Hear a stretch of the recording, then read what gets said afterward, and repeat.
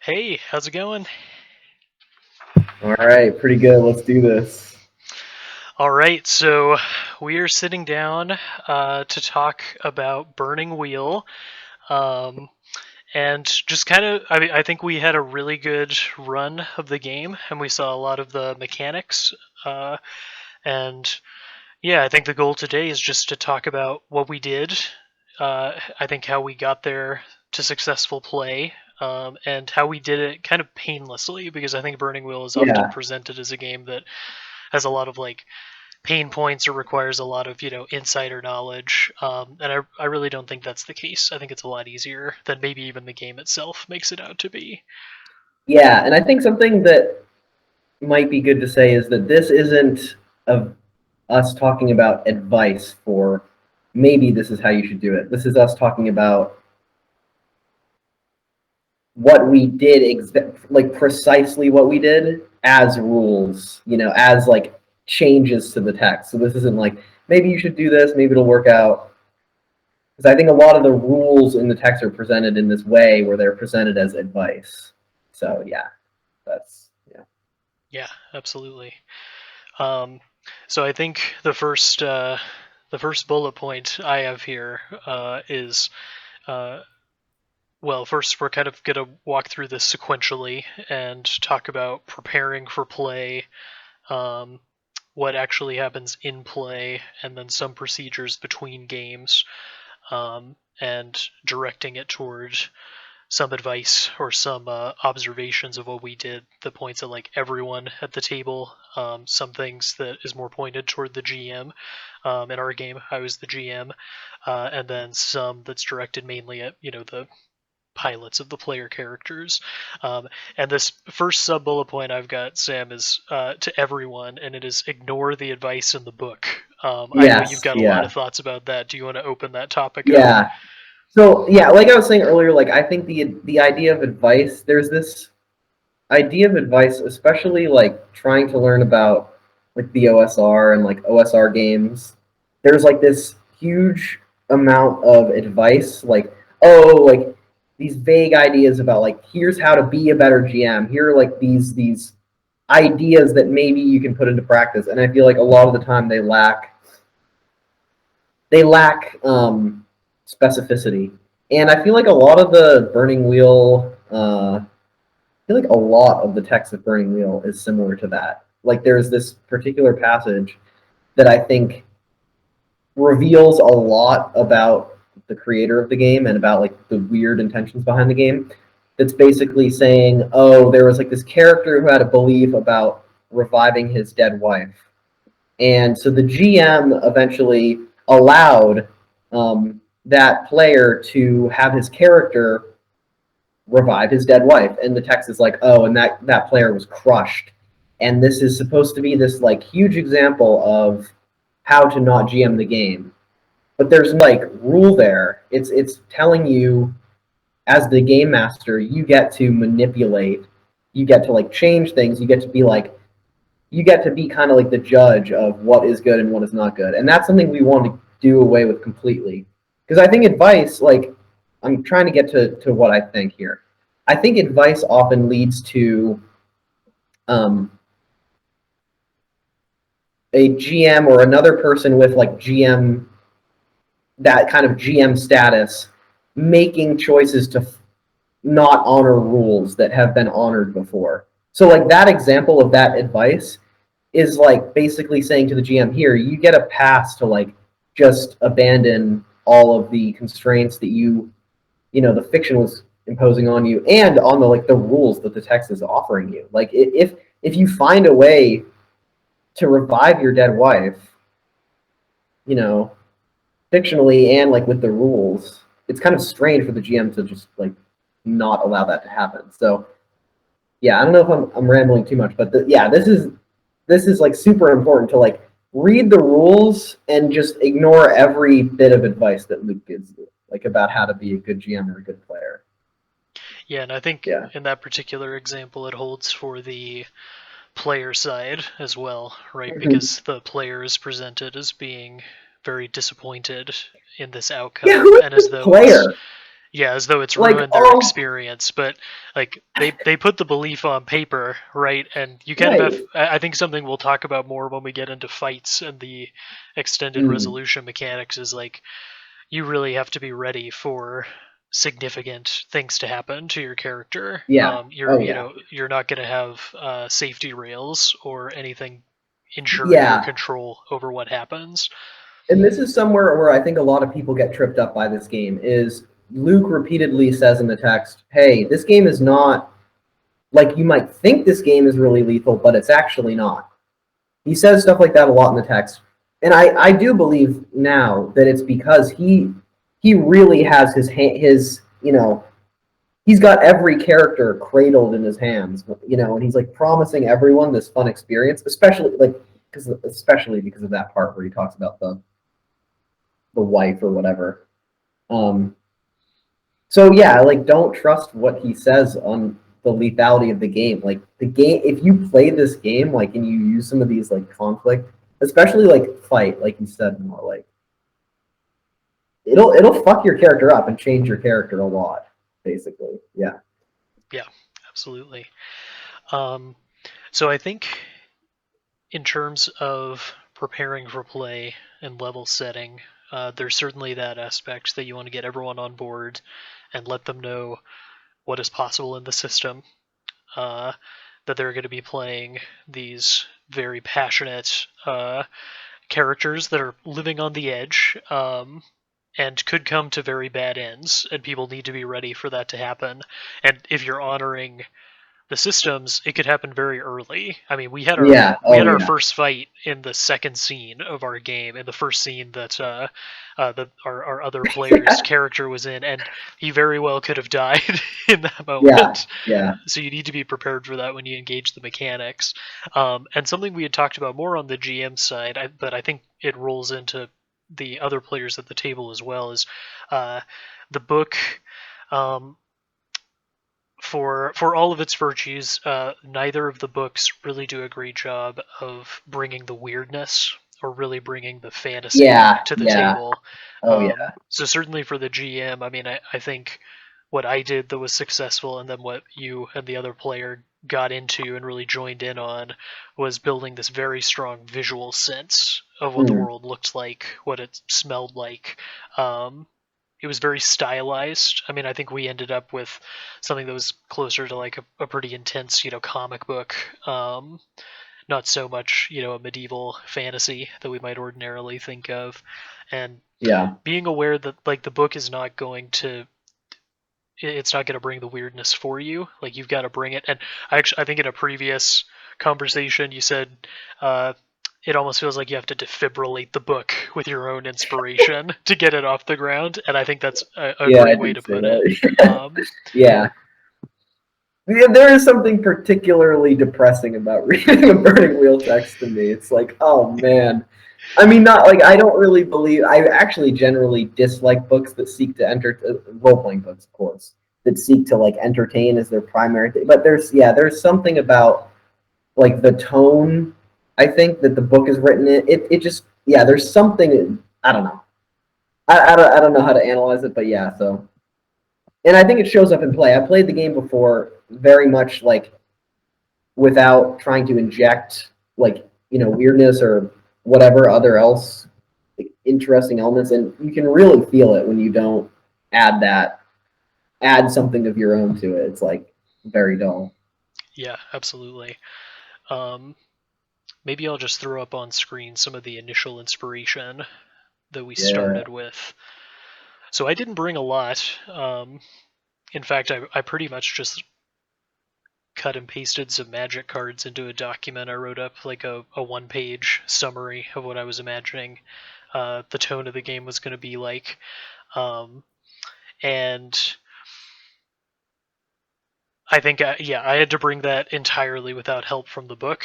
And I Yeah. Yeah. knew as a GM, I knew what I was excited about. I wanted like cool demon knights and demon Mhm. nobility.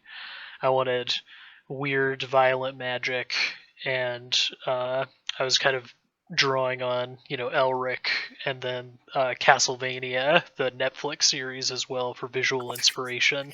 Just wanting it to be like really bloody and dark and dangerous, and doing my best to convey that through the images that I brought, and then also through the text. As the player, I don't know how you encountered that document. I do know that both of you came up with like pretty fucking cool characters.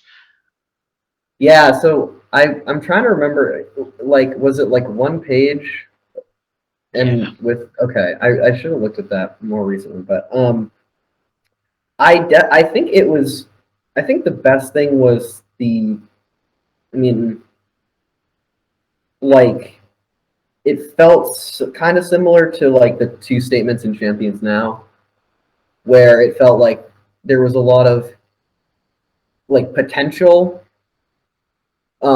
but there was no worry about like there was a lot of potential, but there was no like expectation on us to do a certain thing or to like honor a certain thing, if that makes sense. Like it's just like, oh, like I don't, yeah, like you don't have a whole setting built where I have to like understand parts of it. There's just like this color and this potential there that then got translated into a character. Whereas I will say that, I mean, in the Codex, there's this the adventure burner, and it's kind of, I don't really like it. I don't think it's a good way to like play Burning Wheel.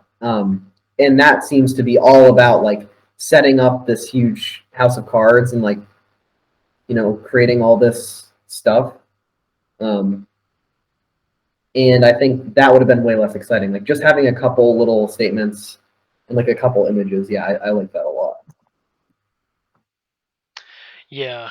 I haven't looked at the adventure burner in a while, but I think that tracks for me. Um, yeah, and certainly I think both of you kind of surprised me. You certainly didn't irritate me at all, but you both created characters that I certainly wasn't expecting from that document, um, Right. which I actually very much appreciated. Yeah, I will say, like, I don't, this isn't like a judgment from on high about the adventure burner, but it does seem to leave that kind of ability to have these surprising characters and have a genuinely like this is my like you are communicating this thing to me and then I'm communicating back to you in this new way, and that's really fun. That's what that's what makes role playing a lot of fun. One of the things I think the adventure burner, it really, really situates the characters in this very, at least in the example that is given, it situates them in this way that seems really limiting. So I don't think you get as much of that, like the potential for the GM to be like, oh, that's really that, yeah, that's an interesting way to do that. So yeah. Yeah, and I think this goes into some other things we've been talking about with beliefs as well. That I think from the player side, what you two did that was really good was build a pretty elaborate first set of beliefs Mm, and use them as a tool to create backstory and situation. Um, yeah. so your character was this pretty terrible like young noble in a backwater bog. He's a knightly and chivalric. Yeah. He's doing his best. I'll give him that. Yeah. Uh, yeah, and I should have looked up the first beliefs, but I think one of them was something about bringing honor and glory back to your Yes, family restore. Yes. Yes. because your Definitely. father's kingdom had fallen into disarray, and wanting to heal that, uh, which I think created a lot of gameable material in a pretty short amount of time, and certainly Mm-hmm.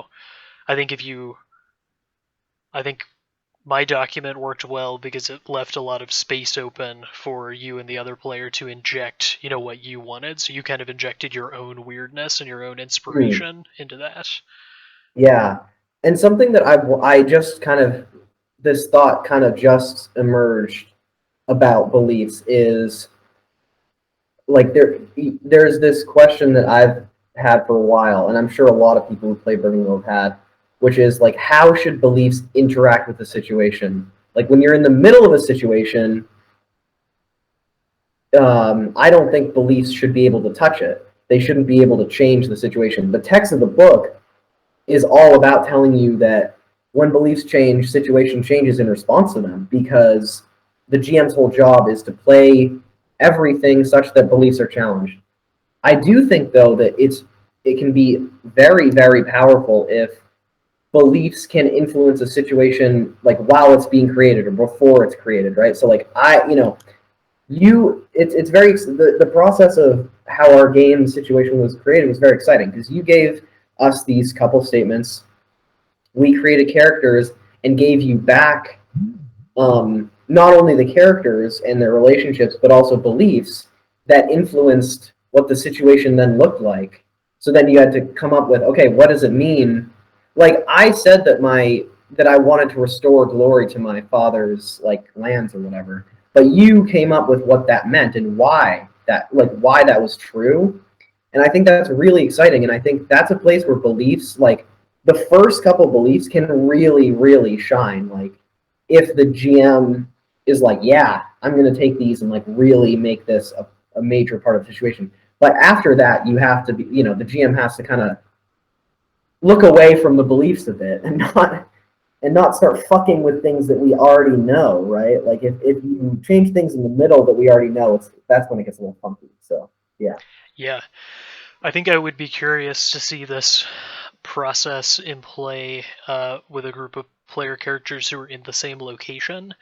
Mm. Because we really ran it kind of anthology like, where your character and the other player's character were in completely different locations. I think maybe 3 sessions in, we realized like, oh, we don't even know if this is happening at the same time. Like, Right. is one of the characters going to stumble on, a temple to the other character and discover, he became some Yeah. legendary hero or something. Um, so I would be curious to see how having more of a shared location would interact with that. But I think, I think it would still work. I think the principle would still hold that you want to um, Mm. not over control anything on either side, and kind of hand it back and forth with those first beliefs. Yeah. So we're kind of talking about the process of getting from aesthetic inspiration, what the fire that you're bringing to the game, to actual situations. And then I think the other side of that is um, the mechanic side, thinking about how you're going to use the instrumentation in the book, Mm. because it is Burning Wheel. It has a ton of instrumentation, which is all a lot of it I think is really exciting. We stumbled on, I think, steel. None of us were expecting Oh steel yeah. to be Yeah. the engine of so much drama, and it became just the most wonderful thing. We were rolling Yeah. It's steel probably all my the favorite time. mechanic. Yeah, Yeah. It's great. and I think I know from my end as the GM, I spent a lot of time looking at the book from a toolbox perspective and thinking about the kind of conflicts I was imagining we would have, like just grounded in that that Sure. first inspiration, kind of thinking about what I wanted to foreground, even like in teaching the game, right? Because it was new to the third player, um, and I think that kind of getting away from the idea of Burning Wheel as this like all-encompassing, perfect Swiss watch that Hmm. like it's this perfect engine, and if you just do everything right, like if you set all the toggles right and put in the right amount of coal, like it's going to produce a good story, right? I think Right. which I've played before this way, and also without that like inspiration, right? And it hasn't Mm. worked. So this Right. time around, I really came at the system and just looked at it like a toolbox, right? Like here's a subsystem, that's cool. We're going to use that. That'll work well for Right. like this fictional thing that I'm imagining. Yeah. Yeah. And yeah, I don't know if you did And any of that on your player side too. so my general thought for Burning Wheel is like the book tells you a couple times, don't use dual of wits, Yeah, your first time. And that's like basically like just terrible advice. Like you a couple times, don't use dual of wits, yeah, your first time. And that's like basically like just terrible advice. Like you a couple times, don't use fight, don't use duel of wits Yeah. your first time, and that's like basically like just terrible advice. Like I think now, you could say that it depends, but I think, I mean, I want to present these thoughts as like this is what you should do to play successfully, like we did, right? So I don't want to say maybe you should. I want to say I really think that when you play Burning Wheel, if characters are gonna engage in combat, you should use the fight rules. Like there's these other rules, there's bloody verses and these other things, but then it leads to this debate. Like there's no one there's the book doesn't I don't believe it says who gets the final say as to whether you do a fight with an exclamation mark, a bloody versus, or just like a sword test or something. And I really think that you should just use the fight mechanics when there's a fight, and when there's clearly a debate breaking out between two characters, you should just use the dual blitz mechanics. We never played range and cover, which is kind of a shame, because I'm interested to know how it works. But I will say, like those two systems they really like will create shocking change. Like they help you just create these immense shifts in power, and they're really fun. So yeah, that's I don't know.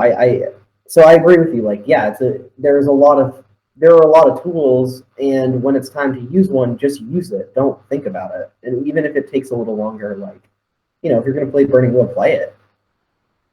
And Um, I think the Codex has a bunch of nice subsystems that you can experiment with. So knowing the kind of color that I was looking forward to, um, I knew I wanted a lot of sorcery. mm, And from playing the game, I also knew that like it's really hard to get a high sorcery score without just being a wizard. Uh, mm-hmm, so I was looking around because I don't want to like change the game if I don't have to. Even if I do think like some like the sorcery rules are kind of slow paced or like punishing or denying in mm-hmm, many ways. But so yeah. I happened upon I think it's like blood magic in the Codex. So basically you can Yes. torment people and then use their pain to fuel your own magic and basically get free sorcery dice, which is pretty huge. So you can go from uh, having like a sorcery 3, and if you play your cards right, you can get up to like a sorcery 8 or 9 pretty easily, Right. for at least one test. And so I use those all over the place. Every demon we saw had some idiom of sorcery. One of them trapped people in a giant demonic honeycomb and extracted, their like honey from their soul.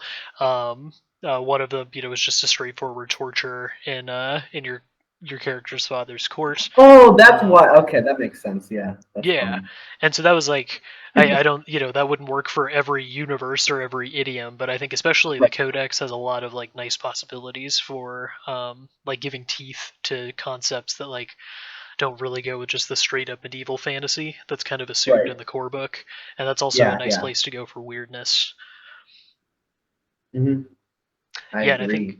the other thing I was thinking, which is just I wanted to loop back to something you said, that the way the book advises using beliefs and then kind of shifting the situation around for them, uh, is that like if you're using duel of wits and fight, you really don't need to you don't need to like manipulate the situation. Like the characters will change things once you go to the Yeah. dice. Like uh, I had multiple moments where I had these really powerful, badass, monstrous NPCs. They just got killed right away in a Mm. fight, or someone with a lot of social power assented to a duel of wits and then they lost, right? So those systems like are going to take care of the situation changes for you as the Oh GM. You yeah. do not have to worry about that. Yeah. Yeah. You can even see the text fearing how powerful these systems are. I think a bit like, especially fight. The fact that Luke is like, here's multiple other things you can do other than fighting. Like you can use the bloody versus like I don't know. Who knows? Maybe they can produce the same results those other ones, but I do think it's kind of humorous. Yeah, I think there's like some advice too that someone who's really powerful in the setting might just turn down a duel of wits, I know. It's like which fuck you. Like, are you? And you know that. Oh my god. Yeah. Yeah. I If you're the yeah, emperor of the stars, like you'd better be able to beat my guy in a duel of wits. Otherwise, what are you, you doing? you know that is such a good. I'm so glad you brought up that rule because this is an example of I think that's in the Codex. It's like normally in a duel of wits, if you don't want to do the duel of wits, you have to like exit. And basically, like it, what the text says is that you're kind of like ceding the advantage socially, or whatever, to your opponent. Like you're basically saying like, well, I'm like you're too powerful to debate, so I'm leaving. But in the Codex, there's some text that basically says like if it's basically like GM fiat, I think that's how you say it, where Luke says, "Oh, well, if the character that they want to duel with is powerful enough, then it's like they can just have the player characters dragged away. So like they just by default retain social power in that situation without having to like it's this weird thing where like basically Luke built in like no fuck you go away into his system. So yeah, I'm so glad you brought that up because I think that is it's really similar. I think to the example about the reviving the guy's wife, where it's like no, the GM has a little bit of final say, and no, you don't get to debate the king on your peasant wanders into the king's throne room and is like, my people are starving. No, you don't get to debate the king because there's a rule there that says, no, fuck off. You don't, because the king's powerful. This doesn't work like this time. So, yeah. Yeah. Yeah, a lot of I think subtle uh like controlling behaviors just popping Yeah. up Oh, throughout yeah. the book. Yeah, especially in the Yeah. advice. Yeah. Right. And then eventually they become rules. That's the freaky thing. Over the years, that Yeah. the advice starts to become like real rules in the text, like that. To a what's rule. Yeah, and I think we're moving into play here moment to moment, and one of the things you and I have talked about extensively is really, which is, this is all connected. I mean, I think this is all like knotted together, right? These issues of who has control, relinquishing control to the system, and to the fiction itself, and then also a lot of these ideas around beliefs. So you and I have talked a lot about how I think it's best to just jettison the idea of challenging beliefs. Yes. Oh, yeah. Yeah. Like, don't worry I, about it. The player doesn't need yeah. to worry about building beliefs that can be challenged, and the GM doesn't have to worry about it either. Because if you're Mm-hmm. playing your NPC, like if you set up a situation that's weird and interesting, and if the players are there to play passionate characters living on the edge, then Mm-hmm. conflict is going to happen. Like, you don't have to Yeah. engineer it. Right. Yeah, something I would say is this like I don't really think it's ever okay to have a rule that says the GM can change the situation and in any way they desire to achieve this specific end. Like I mean, who knows? Maybe there's like a maybe some single case where that's true, but if you're just like the thing that makes situations powerful because is like at the table we share an understanding of the situation together and we each have our own like ideas of what's going on or what's happening or what different things are or mean in that situation, but like I think our understandings overlap in a lot of ways, and when the GM can go in and screw with stuff in the middle of the game that everyone has like understood to be true, it's like that's not really playing anymore. You're kind of like destroying the fabric of the like the fabric of the thing itself when you do that. So I mean Yeah. I maybe I would take a position even I don't know. I really what I would say is if you are challenging beliefs by manipulating the situation, things that are already in there, you're not playing. You're controlling. Like I think 100% that that's true. Now I know that people that upsets some people, but you know, That's their problem. So I absolutely think it's not cool to do. I think it's a rule that, yeah, you just got to get rid of that. Yeah, and I mean, it can be scary to live without those safety rails, um, Hmm.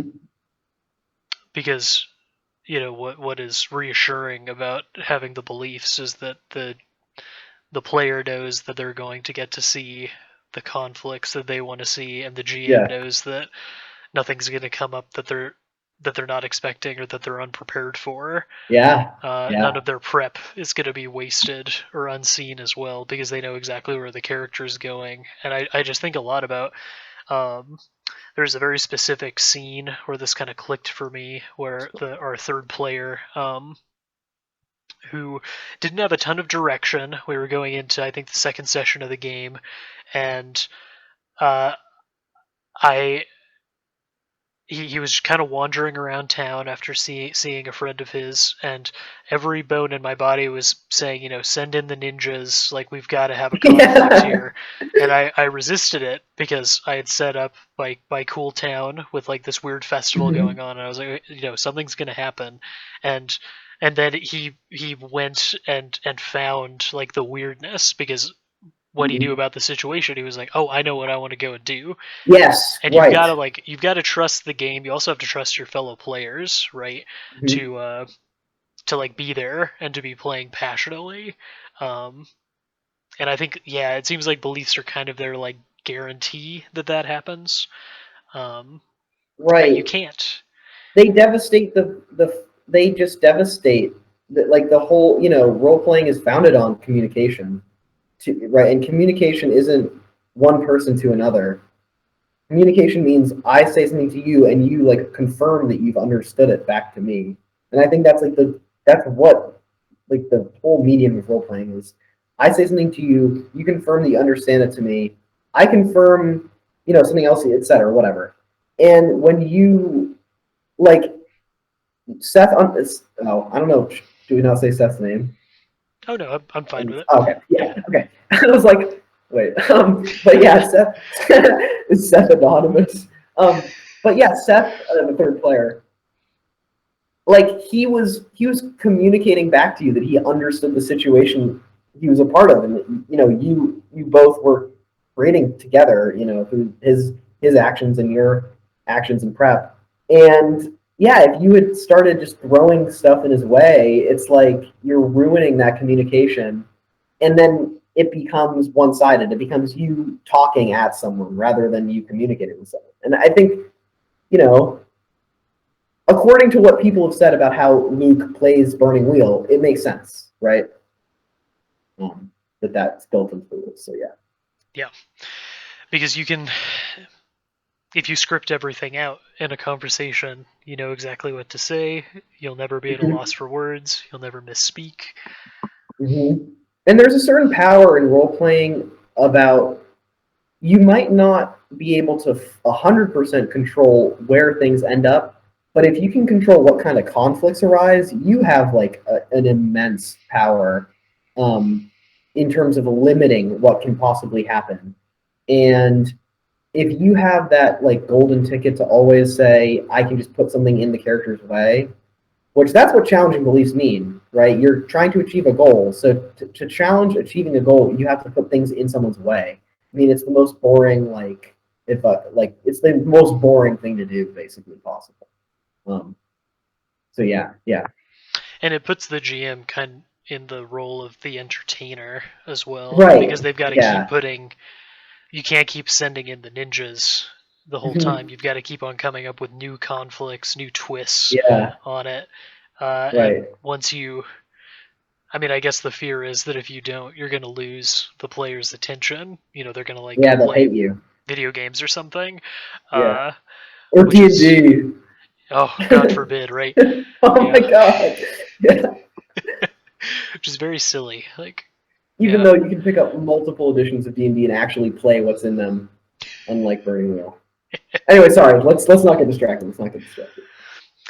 Well, I think that brings up, the topic of safety, which in Burning Wheel I think is actually really important, um, Mhm.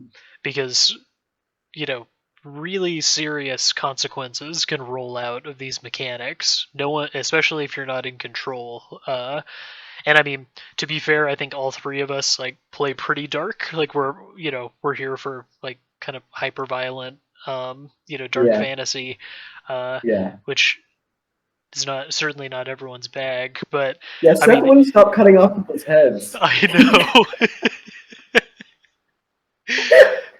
Yeah, Yeah, yeah. It was and yeah, I think just really making sure everyone's aware of what can happen and then being ready, to like take 5 minutes away, or just check in with everyone because things are going to happen, that no one is in control of. yeah, Especially like once violence comes out in this game, it's very scary what can yeah. happen. And this is yeah, like, and to clarify a bit, like, you know, when we say that things are going to happen that no one's in control of, we don't mean like the game somehow forces you to go into like some horrible like, sexual violence or something. Like, we're specifically talking about like in fights.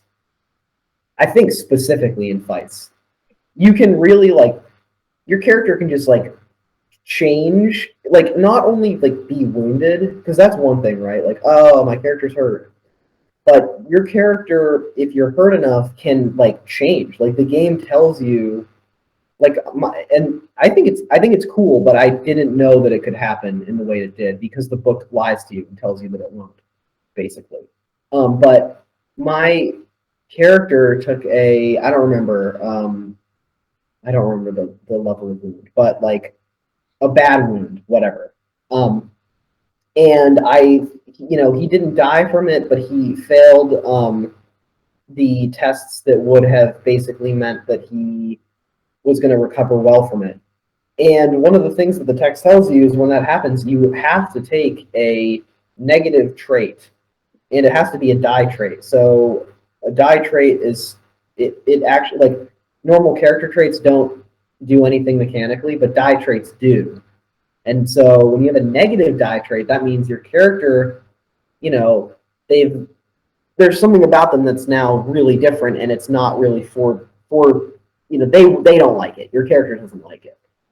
Now, on top of that, when you take that kind of wound, you also can lose like a point in, maybe a couple points, actually. I think I lost a couple points in a stat. Like I lost a couple Which points doesn't in my sound like will. a lot, but It's it is devastating huge. in Burning Wheel. Yeah, in Burning Wheel, it's like fucking devastating, and I think it was really great in the long run. I think if I had known something like that could happen, I would have still been pissed, but I wouldn't have been like so shocked to my core Yeah, by it. we all were. I think that. Oh my god, Yeah. you probably felt worse than me because you're like, oh no, I'm a bad GM now. I revived Sam's wife.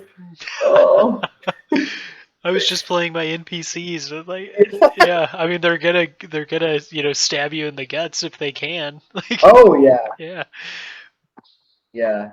So I think yeah, it's definitely good for everyone to know what can happen, in a fight. Like everyone should know in 5 minutes of talking, your character can be a completely different person if they get cut in the stomach. and So same for Duel of Wits. I mean, I don't.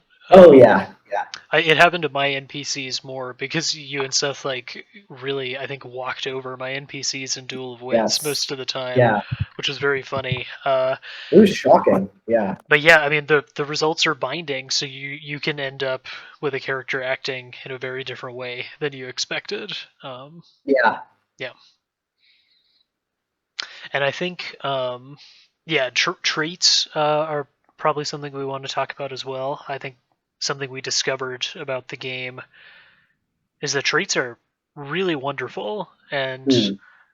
I think again the text kind of presents them a bit like beliefs as something that needs to be highly uh, like scaffolded. So your character, needs to be consciously like going for a trait enough that everyone else notices them doing the Right. trait, and then you get it in the vote. Like you never Hmm. get your uh, you never get your cool thing right away. You've always like got to wait for Right. it until you finally get it. But what we Yes. found is that because again we had such a strong visual sense of the setting, is that session to session as your characters kind of racked up consequences and interacted with different parts of the world, it became really easy to see like, oh, I think you just picked up a trait. Um, for instance, Hmm. after your character got stabbed in the guts and was taken to the bog village, and spent months recovering, I had described everyone in the village as having like greenish tinted skin because they live Yeah. kind of in this Oh, irradiated swamp. And so after you came out of your coma, I thought, well, I think you have green skin now, so let's make that a trait for you, yeah. I and that love kind of that. unlocked it. And then I think both you and Seth started picking up traits a lot faster after that. Yeah. Yeah, I think that's definitely something that's not in the book, and that's something you should do if you play this game. It's the same with reputations and affiliations. Um, there's just some weird, holding back the coolness from you. But I mean, let's be honest, how many fucking sessions of Burning Wheel can you really take? I mean, it's fun, but I don't want to play 24 Burning Wheel sessions until things get cool. Like, I want to play fun Burning Wheel now, and I want it to like kind of be over, in like 6 to 8 sessions. So like, yeah, something that we also that Noah did was when it was clear that our character had done something that would give them a reputation or an affiliation, they just get it at the end of the session. And actually, I was thinking a bit about this, and it feels similar to writing up your little story at the end of a session of the pool. Yeah, You add your little, I don't remember, 15 words. It could be that amount or it could be less. I don't really remember. But it's like this happened. But this, I think it's actually really cool that the GM, like that you did it, right? The thing that's important is that no one ever suggested that their character get a trait. It was just like Noah was like, oh, I'm excited about this, so you get this trait, or etc. about the reputations and affiliations, I believe. And I think that confirmation of I did this in play, and now the GM is like responding to that. It just is so cool, and I don't know why, but there's something really powerful about like writing down green skinned as a trait, or whatever, green tinted skin as a trait on your character sheet, even though you know in your head like, okay, my guy's got green tinted skin. Like when it's on the sheet, it's like, holy shit, like something has changed in this big way. So yeah, and it doesn't just have to be the GM either. Seth's character, after 3 sessions of just slaughtering my super powerful demons, like, you pointed out, I think you're probably faithful to dead gods now. Like, oh yes, yes. if you're not, then you're really missing important aspects of the situation, and Yeah. it just came out very naturally, right, in reaction to the Yes. events. Yeah, so I think traits can pop up from the GM, from anyone, but probably best if the idea isn't coming from you, or if you're not trying to like target a specific trait for your character. Right. Yeah. I think we could talk a little bit about oh well, and also on traits. The Codex has so many cool traits. Yes. Yeah. In fact, I think even in the main book, there are some traits that are like little mini games. Where if Mhm. your character, I'm trying to think. So Seth's character picked up a martyr trait, just super Yes. cool. When So cool. when you die, I might be misremembering, but if your character dies, then their bones become sacred reliquaries. They will pass on the arta that the character has earned during their life to someone who picks them up, um, Mm. and something like you have to hit a certain condition. You kind of have to die in a religious way. Right. But the book is like, and something like you have to hit a certain condition. You kind of have to die in a religious way. Right. But the book is like full of those traits. You don't get any of them at character creation because again, you don't No. get anything cool for free. Um, Right. God No, forbid, never. that you have a cool Yeah, you have character to get starting that. out. But You got to play 24 sessions to unlock the martyr trait. yeah, Seth got it in 3, so Hmm. probably a world record. But yeah, the book is like actually full of really cool treats, and Yeah. I think the more throw as many of them as possible into the mix. Like we had possession for your character, which was really cool. Yes. You It's were really, really possessed. cool. Um, And that we got from the summoning rules, it should be pointed mhm. out. That which was Yes, really great. another instance where again, if you're honoring the dice, really horrifying things can happen to your Yes. character. Oh my Yeah. god, yeah, horrible things.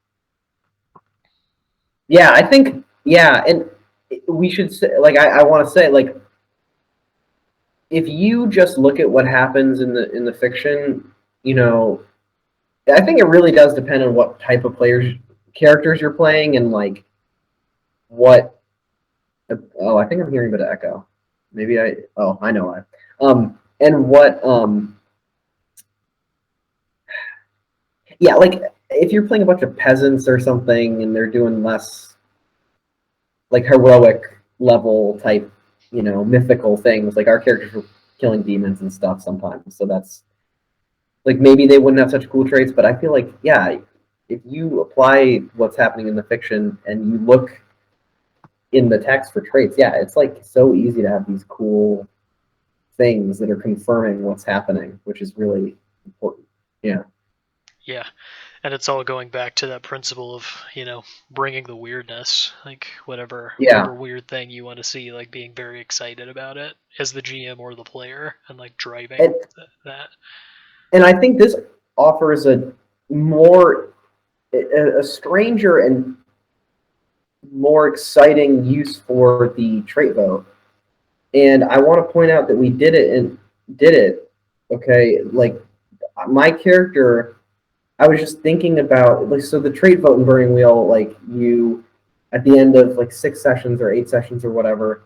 The book says at the end of a scenario, so at the end of a situation, right? But when a situation resolves, um, you do this trait vote where everyone can like propose traits for their characters, and I think the GM can. I don't know. And people can propose traits for other characters. Now, I proposed a trait for my character that basically was like, oh, he like grew an extra finger on one of his hands because he's living this like cursed, horrific life. He like killed his father. So I was like, his body should be marked by the gods for this. This is Oh terrible. yeah. And what I will say is, this is quite powerful because it's not a discussion.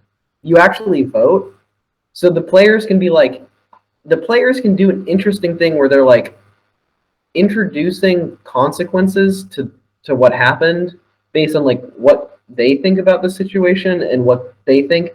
And it's not like it's not like they're asking. It's like, so it's, there's no like, you know, there doesn't have to be this weird bullying involved or this weird persuasion. It's just like, I think this is cool. No one would have thought, oh, your character gets an extra finger, right? Mhm. Like that's just not something that like our when we were talking about the GM applying traits to characters. I don't think that that's like a thing that a GM would have thought of, but that was on my mind. And so I think the trait vote can give you. I don't really know quite how to say it, but the trait vote can give you a chance to like give your character traits that are a little more out there or a little more surprising or that might yeah and I don't know and yeah so I think the trait book can be more interesting than it is because I think it's not that interesting um Yeah, so yeah and I think I'd certainly be curious to when I go back to the game, see that dynamic over time. Um, yeah me too yeah, like what happens when you propose something very weird for your character, right and you find out if it's jiving with everyone else's conception of the color or not. yeah it's kind of interesting like as an idea like I don't know if it really works because we only did one trait vote and there was really only one trait that was like the one I talked about that was like that but I think it's an because otherwise the trait vote becomes a little useless basically if you already have the GM like you know giving you these traits and stuff and you can kind of be like hey maybe this is a trait but yeah Yeah, and I think I think this might fit here, but I do know also within my prep and setting up the game, again, just having experienced it as this very uh, monolithic, all-encompassing kind of thing, I knew I wanted to plant bombs in that infrastructure and Mhm. like loosen it up, create spaces. Yeah. And I think that's kind of what we're talking about, right? Is exploding a lot of the ethos of the game and playing it a Mhm. lot more loosely and wildly. So, just for in our particular situation, both of our characters had access to magical swords that did monstrous amounts of damage. No first level burning wheel character should start with something like Yeah. this. I think according to the ethos of the book, it's basically they could kill anyone in one shot, and they could kill Yeah. demons. Um, I also gave uh, or I put in Seth's character's periphery a lot of money. So I think he walked away from his first scene with like 7 dice of cash, which again is Yeah, like that a was pissing me off. I was like, monstrous, I need this cash for my fucking armor. Yeah. just a monstrous amount of cash. And Yeah. yeah, those moments or those decisions, I think were really good and healthy for the game because they're kind of again like it's planting bombs in some of the assumptions of the game, Yeah. giving the characters too much at the beginning, and then because like the interesting thing isn't necessarily whether or not they'll succeed. It's what they're going to do when they get Mm. this agency or this power. Yeah, and that probably goes for the trait boats too, like playing it very fast and loose. Um, yeah, when it comes to between games, kind of moving into our third section here, I think one one emergent property or habit that I saw developing was that your first set of beliefs was very elaborate, and then as Mhm. we went on, it felt like the beliefs got simpler and simpler, which Yeah. I I think is stopped really giving a good. fuck about them by the last Yeah, few sessions. Yeah. they just became on the order of short-term goals. And I think from the player side, that's probably healthy. Like, you probably shouldn't Hmm. fixate, as much as the game tells you to. You probably shouldn't fixate on your beliefs too much or worry about engineering them too much. Like, if you know what you want your character to do next, just make it a belief and go for it. And then you Yeah. can, harvest your Arta. But I don't think like metagaming the fiction with the beliefs is like the way to go. I think that's just going to drain the Yeah. story. Like, if you're not excited about playing towards a belief, the idea of doing it because the game says you should is like the worst, most boring thing. Like, like role playing games, like, they can't control people's behavior. But when you're playing at a table and you have someone there who's like really into like the ethos of Burning Wheel, and they're like, no, like this is about fighting for your beliefs. The game text can kind of like become a person and start bullying you a bit, and getting you to play in this way that you hate and is boring. So I think, I mean, I'm like, we didn't do this game, but I do know that if I play Burning Wheel again, I would get rid of like the Artha gaining cycle, or strip it down super hard because I do actually think that writing down beliefs is a good exercise for just like thinking about what your character might want to do, and and it's cool to see the beliefs change over time, in a way. Um, but I did find in some sessions where when I was lagging Artha, I really was like, oh my god, I'm gonna like have to like think about my beliefs now in the middle of playing, Yeah. and that wasn't fun. Like, yeah, so yeah, I don't know. Um, the burning wheel belief should wither away like a socialist state should wither Yeah. They away. I don't know. at a certain yeah. So I think we've got to talk about Arta. No, yeah, yeah, There's yeah, we we've do, got yeah, to address it. yeah. I think my problem with it comes down to it's rewarding you, or it's setting up an incentive for something that you should just be doing anyway, as Mhm. as a prerequisite for playing at all, right? There are all of these, like taking risks for your beliefs, embodying your character's beliefs, struggling when they come into conflict with each other, Right. and uh, yeah, now having played the game and seen that withering away process, I love the way you put that. If you're not doing that already, why are you playing? Right. You Yeah. can go watch a movie or you can go write your novel, but if you're here to play and like experience this fiction that we're making, then Right. do you need a Benny? Do you need a cookie reward to like embody your character in a Yeah. dramatic way? It's really weird, and I think like it's also like hard to write them. Like the first ones are fun to write because you're kind of like, ooh, I can kind of like influence what's going on, and that's really fun. But after that, when you're not in the middle of playing, it's really hard to have three beliefs. I find like it's like you know like thinking of like three things that your character is really driven to do is actually quite fucking difficult. And the thing is, if you don't have three, you just like really won't have enough points to then succeed on later rolls. I will say, like, if you don't have any Arta, like you are heavily punished by the game, to the point where it's like not fun, you know, because you don't have fun dice anymore. You have these like super deterministic dice. Hmm. Um, like yeah, so it's yeah, I don't know. I think I really am tempted to kind of say like the solution I've had in mind for a bit is you know make all dice open ended and have like three persona points at the beginning of each session.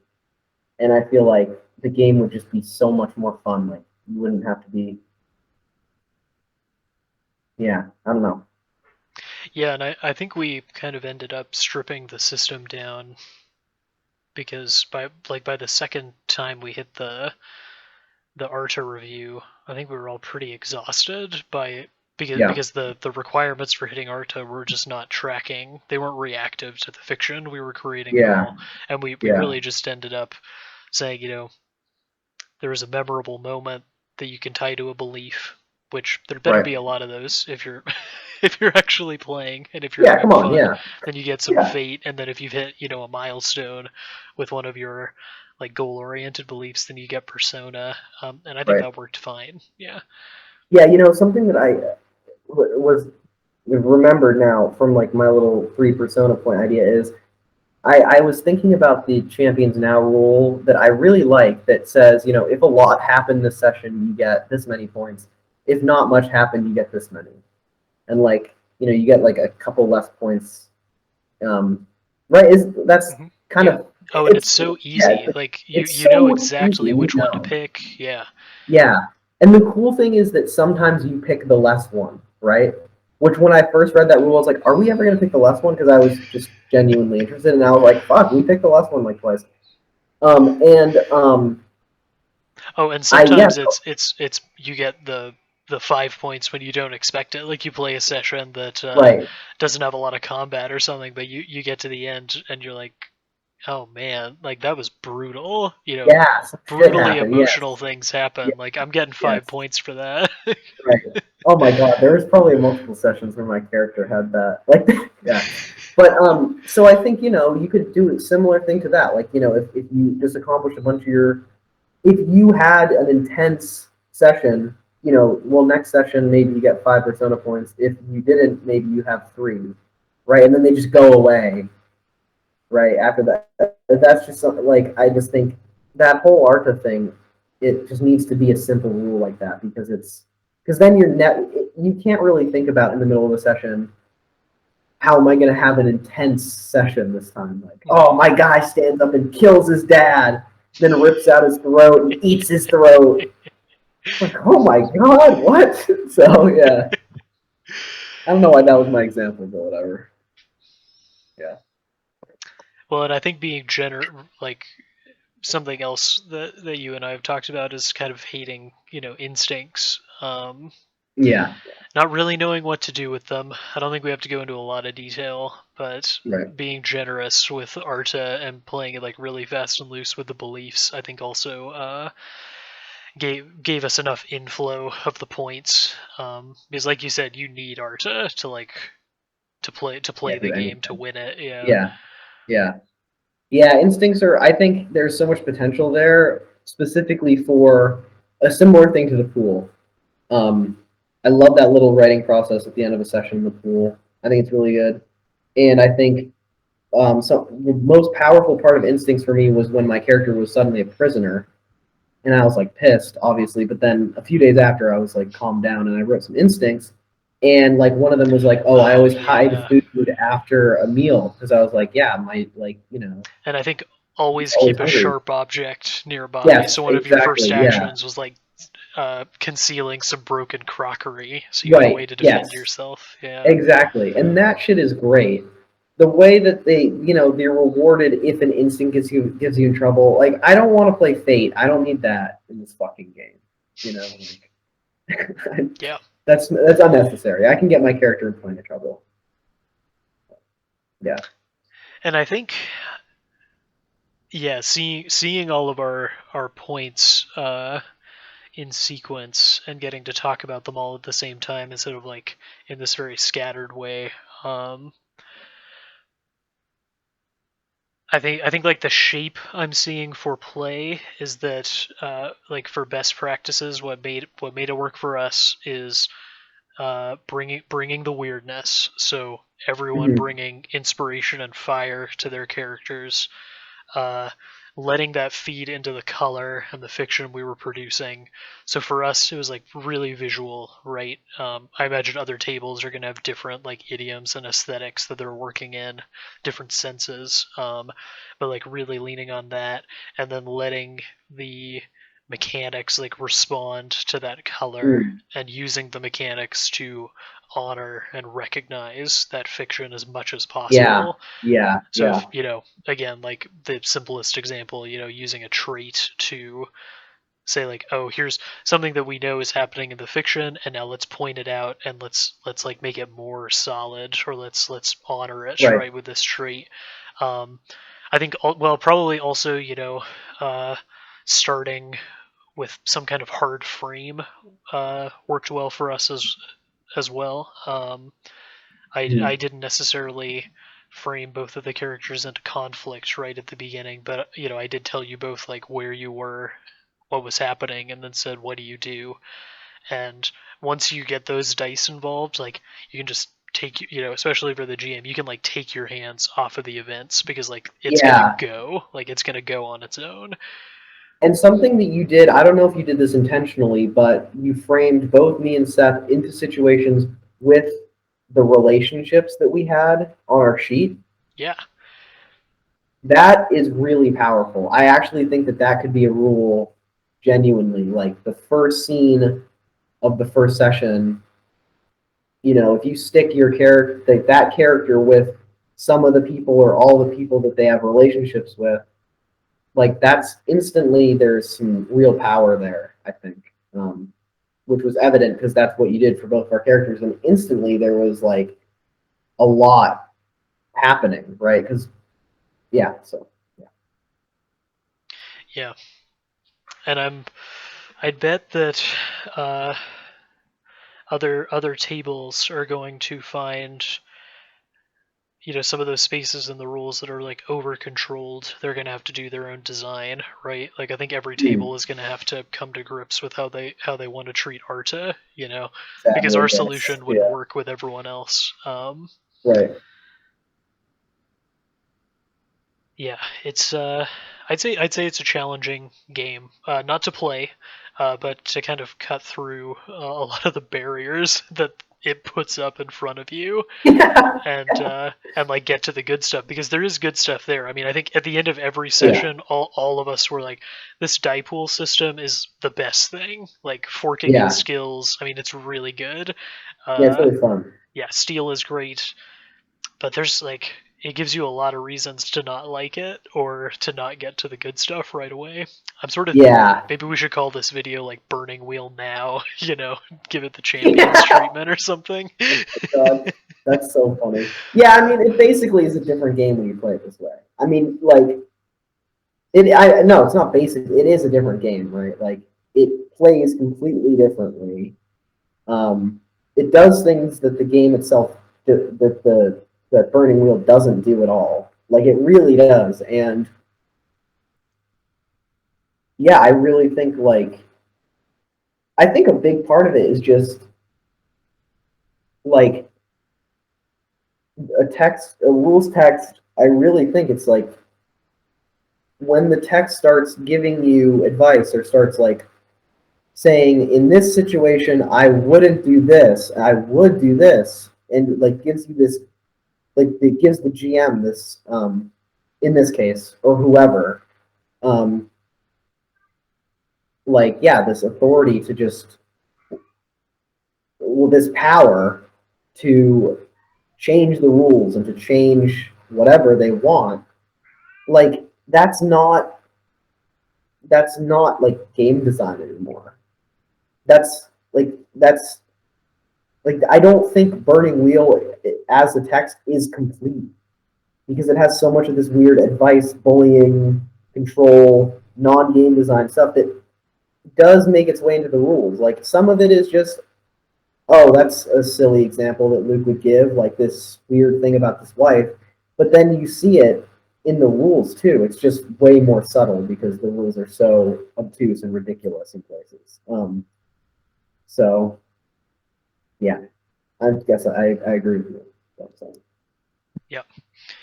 Well, and I think Arta is a place where that advice or ethos has hardened into mechanics, and that's yes. why Oh yeah.